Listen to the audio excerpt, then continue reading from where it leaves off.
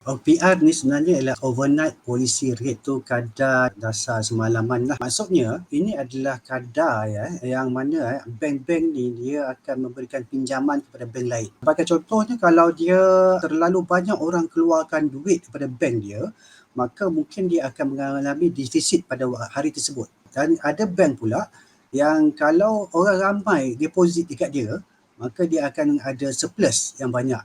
Jadi dia kalau surplus dia tu, dia boleh sebenarnya memberikan pinjaman kepada bank yang defisit tadi. Jadi kadar yang ditentukan tu ialah kadar OPR tu. Iaitu kalau sekarang ni telah dinaikkan kepada 2%, iaitu naik sebanyak 25 mata asas.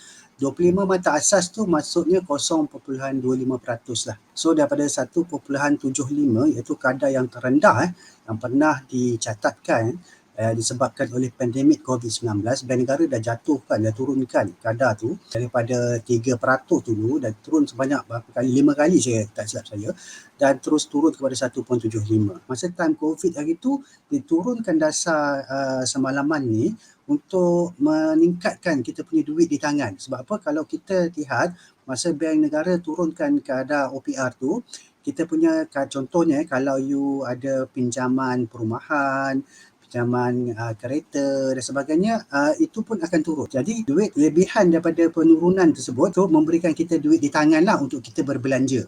Okay, apabila kita boleh berbelanja, ia boleh membantu ekonomi yang masa tu tidak berapa baik untuk dipulihkan. Kan kita nak ekonomi itu bergerak balik supaya orang ada duit untuk berbelanja, maka diturunkan kadar OPR. Tetapi apabila ekonomi sekarang ni mula fasa endemik, maka maksudnya ekonomi kita dah mula dibuka kembali dan kita boleh travel dan kita boleh berbelanja, dan duit EPF pun masuk kan, 10k tu.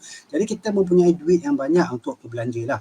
Para ekonomis ataupun bank negara mungkin melihat harga barangan ataupun inflasi ni mungkin akan meningkat secara mendadak pada waktu akan datang. Jadi macam mana kita lihat dari segi ni ialah dia buat targeted inflation. Targetkan inflasi tu betul meningkat, tapi meningkat dengan cara yang seimbang.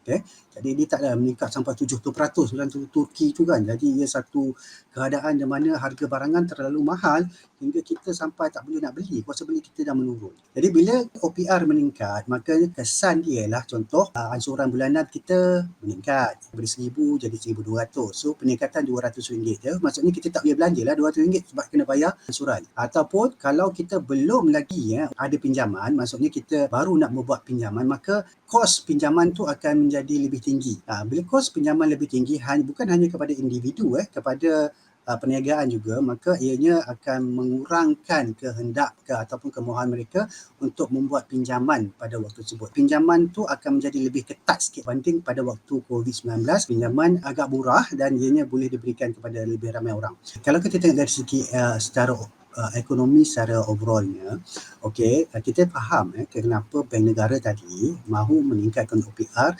Pertama, disebabkan ekonomi sudah mula berkembang.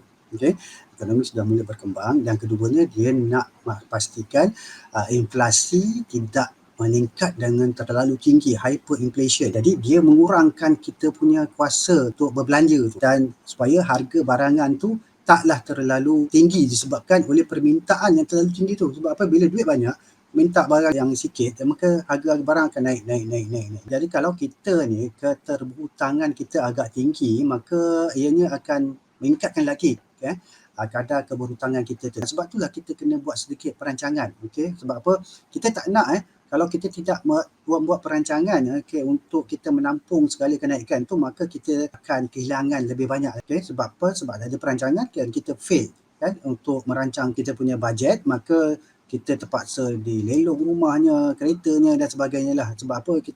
Kita tak boleh nak adjust. So sebab apa kita kena buat adjustment sikit. Yang mana contohnya kita kalau dalam keperluan dalam Islam ni, kita ada daruriyat, hajiat kan, dengan tahsiniat. Mana-mana yang tahsiniat tu kita boleh kurangkan kan. Kita bayar balik kepada yang daruriyat tu, iaitu rumah kita. Kalau kereta tu daruriyat, kita bayar pula kereta. Tapi yang paling penting sekali ialah kita sebenarnya kena ukur baju di badan sendiri. Kadang-kadang tu Kalau sepatutnya kita mampu pakai kereta contohnya kereta Proton, tapi kita nak pakai kereta yang mahal, Mercedes kan dan sebagainya, dan ansurannya agak tinggi. Yang itu yang masalahnya apabila kita tidak berbelanja mengikut kemampuan kita, tapi kita berbelanja mengikut nafsu.